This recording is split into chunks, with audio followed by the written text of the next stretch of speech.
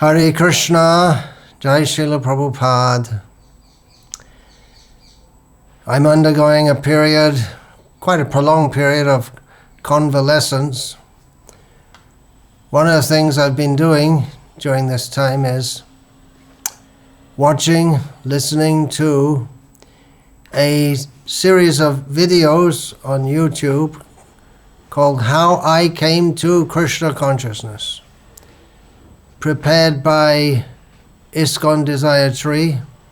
Many thanks to them for that and for so many other things,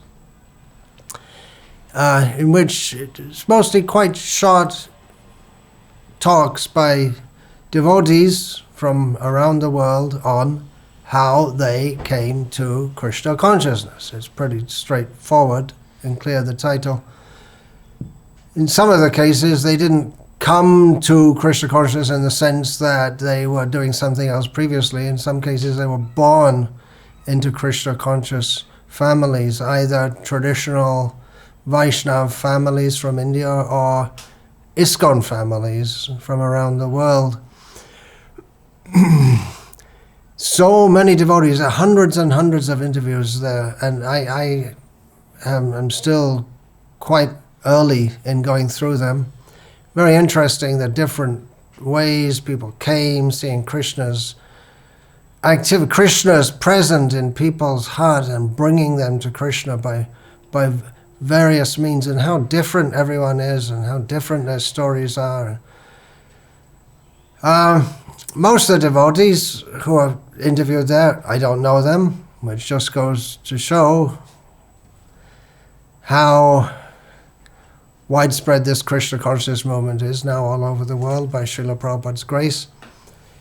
As tiny jivas, we can't know everyone as Krishna can.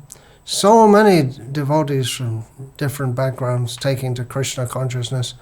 So when I see coming up in a video someone who I know, or at least I recognize them, it means something a bit more to me than someone who I never heard of them before. So one of those persons one of those devotees, who I know to some extent, whose video comes up on how I came to Krishna Consciousness on this series, is Tirtharaj Prabhu from Australia. I don't know him very well. He's been serving in Australia for about, I think, almost 40 years now. And my main field of service has been in India, so we haven't seen each other much. I really don't know him much, but I know who he is, and I can say I'm acquainted with him, and from a distance I appreciate that he is someone who's really dedicated their life in Srila Prabhupada's service. So he tells his story. He was in Australia, he was going to college, and then he wasn't content with that, he went to Germany. I suspect that his family background is German, and from there to London, and then on a flight to India via Afghanistan and Iran, and he's been chanting Hare Krishna and serving Prabhupada's mission for decades. Now, toward the end of his talk, he said that joining ISKCON was the best decision in my whole life. And immediately that resonated with me, without thinking, spontaneous. I thought, yes, for me too, it was the best decision of my life. And afterwards, I thought, wow, I was surprised how spontaneously that came, because for everyone, for me, for you, for Tirtharaj Prabhu, even for Srila Prabhupada, life in ISKCON is a struggle. Srila Prabhupada set up ISKCON with struggle, and there were so many problems and struggles all the way through. For most of us, we struggle with our mind and our senses. And to be frank, we struggle with ISKCON too, because as Satsvarup Maharaj put it in one of his abundant writings. Joining this movement means you have to associate intimately with all kinds of people, and maybe they wouldn't be the kind of people that would choose if you had they may not be exactly the type of people who you dream of associating with. They're all different kinds of people. And the movement's been through, let's face it, terrible problems. And the scars are there, and there's still so many things. I'm personally very concerned about many issues within the movement. But still, that was my spontaneous response. Yes, the best decision in my life. So I thought about that.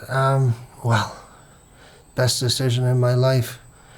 At the time, I didn't really think of it as a decision so much, because I was impelled to. I had to do it. There was nothing left for me. There was nothing else to do. It's not that in this lifetime I'd been all over the world and seen everything and done everything. I was a kid, 18 years old. But I just felt I have to do this. There's nothing in this material world. There's nothing I want to do. I've got to do this. I've got to try this. I've got to try and find my way to God, to Krishna, by doing this. And what's the greatest advantage of being in ISKCON? There's so many, but coming to the lotus feet of Srila Prabhupada, that was only in ISKCON. Maybe you could say nowadays, in the year 2020, well, if I had the choice, I could join this organization or that organization and this and that. At the time, this was it. Krishna Consciousness means ISKCON, Srila Prabhupada.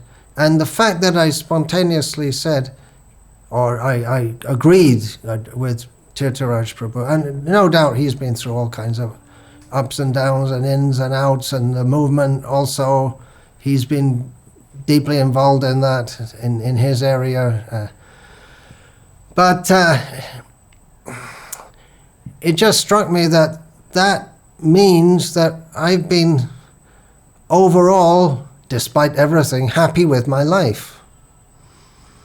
And when I think back on it, that I had the chance to go out town to town, doing book distribution in Britain and Ireland.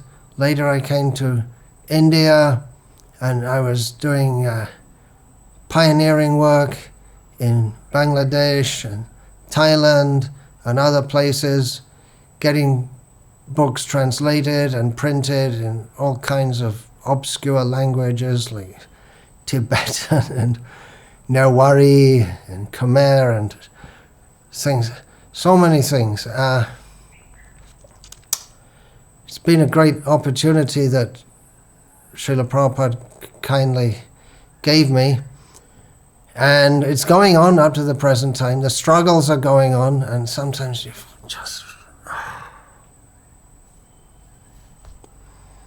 Sometimes, maybe a lot of the time, feel it's just too much. But then on the other hand, look, see the world all around us, and we're very, very fortunate to associate with saintly people. Srila Prabhupada created a society of saintly people. I'm not saying ISKCON is the only society of saintly people. And one thing about living in India all these years is that I've had the opportunity to, living in India and especially pursuing the spiritual culture of India, I've had the opportunity to meet and associate with many saintly people from various Vaishnava lines. Mostly I don't go outside the Vaishnava lines. So that's been a great opportunity for me to visit the holy places. And I often think that by far the best thing that ever happened to me in millions of lifetimes was coming to the lotus feet of Srila Prabhupada. And for me personally, it's not necessary for everyone's spiritual life, but for me personally, I take it as a great blessing from Srila Prabhupada that I had the opportunity to live all these years in India, which has been very supportive to my spiritual life in so many ways. Yeah, and what have we had? Kirtans, so many kirtans and festivals, and so, thank you very much, Srila Prabhupada. Thank you to the Supreme Personality of Godhead sitting within my heart to prompt me to make that the best decision of my life, to join this movement. And thank you, Tirtharaj Prabhu, for saying that with such clarity and confidence that made me think that, yeah, the best decision of my life, coming to the lotus feet of Srila Prabhupada in his ISKCON movement. Hare Krishna.